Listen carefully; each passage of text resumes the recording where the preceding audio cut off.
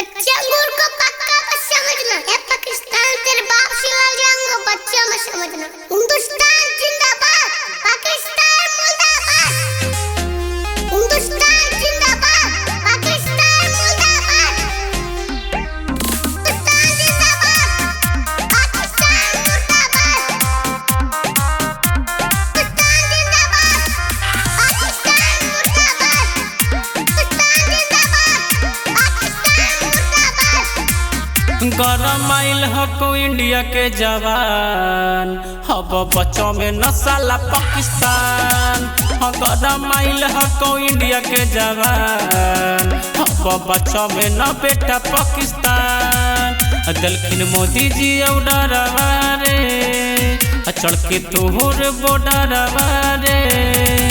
तोर इलाका के बनैबो कब्रिस्तान, हब बच्चा में नसाला पाकिस्तान। तोर इलाका के बनैबो कब्रिस्तान, हब बच्चा में नसाला पाकिस्तान।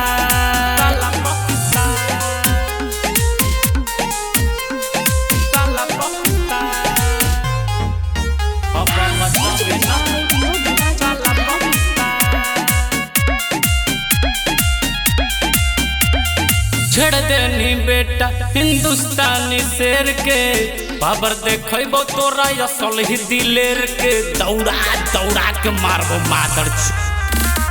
छेड़ देनी बेटा हिंदुस्तानी शेर के, बाबर देखो तोरा असल ही दिलेर के। छड़ के नापो देबो छतिया रे, करबो पिछुआ में लठिया रे। काम देतो नहीं रोजा रमजान, हब बच्चा में न बेटा पाकिस्तान। गरम आइल हको इंडिया के जवान, हब बच्चा में न साला पाकिस्तान। साला पाकिस्तान, साला पाकिस्तान।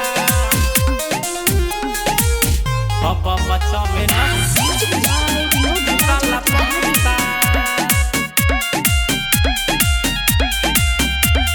ढेर दिन कैलियो बेटा बरदास रे, अब नहीं हो तो देबो सीधे धास रे।